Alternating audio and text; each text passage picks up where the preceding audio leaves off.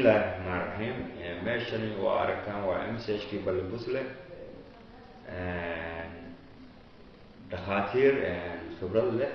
iyo umulisooyin khibrad u leh ayaa jooga laakiin waxa ay ka dhiman tahay oo xaaladdu u istaagan tahay waa xaggii dawada wax dawo oo yaala ma jiraan wax maamulo oo dawo keenaa ma jiraan xaggeeda kale aad baa loogu xiran yahay xagga baadiyaha hadday tahay xagga tuulooyinka hadday tahay waana loo yimaadaa shaybaarradii waa noo yaalin khibrad caafimaadna waanu u leenahay inaan hawshaa qabno oo aan qaban karaa laakiin wax dawa oo yaalo oo maamulada noogu yimaada ayaan jirin doctor gobolkan Highland aad ka tirsantahay xagga Puntland waxaa jira in mararka qaarkood la soo gaarsiiyo adeegyo caafimaad oo wasaaradda caafimaadka iyo maamulka gobolka ay soo gaarsiiyaan wax taageero ah idin kama soo gaaraan miyaa adeegyadaas mise waxaa jira arrimo kale oo aan idinku soo gaarsiin maya wax taageero ah oo naga soo gaaraa runtii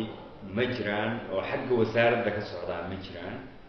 laakiin waxyaalaha ay nagu taageeraan waa jiraan oo dawooyin yar oo aan kasoo qaadano way jiraan oo iyaga tooda ah laakiin mid annaga na khusayso oo maaha magaalada kale saasaan uga soo qaadana magaalada Balibusle sidaan ognahay dhawaan waxay dadkii ku barakacay abaarihii xaalad caafimaad oo badan ayaa laga soo sheegay in cudurka jadeecada iyo cudurro kale ay ka dilaaceen arrinta maadaama dhakhaatiirtii magaalada ay soo xil saarteen ma jirtaa cid idinka caawisay in dadka la gaartay dawooyin gaarsiisaan iyo gacan ku hayntooda maya ma jiraan wax caawimaada maana helin laakiin ilaahay baan la kaashanay wixii aan dawo u baahanayn waan soo gadan jiray oo magaalada aan soo qaadan jiray haddana sidii baan ku wadnaa marka ma jiraan magaalada Balibusle hadda gudaheeda wax arrimo caafimaad oo ka jira xaaladda caafimaadka ee magaalada sidee ay tahay hadda waa fiican tahay aad u fiican tahay cases jadeecooyin way jiraan laakiin waan dogeynaa oo talaata waan soo qaadanay waan haynaa sidaan wada ogsoonahay magaalada dhawaan ayaa MCH-ka xariga laga jaray oo la dhisay wuxuuna ka kooban yahay 3 qol sidaan aragnay 4 qol cafwan marka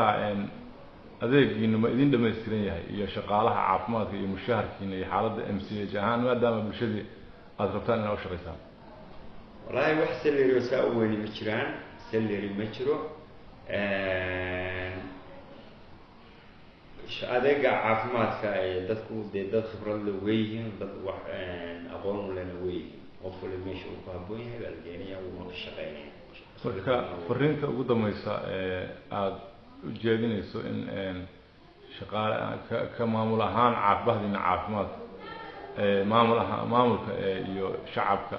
maxaad ugu dambeynta soo jeedinaysaa si shaqada cusbitaalka loo sii hore loogu sii wado والله waxaan soo jeedin lahaa wuxuu u baahan yahay hadda talaadadii vaccine-ka looma taalo talaagada aadiyarta oo aad aragto ana keenay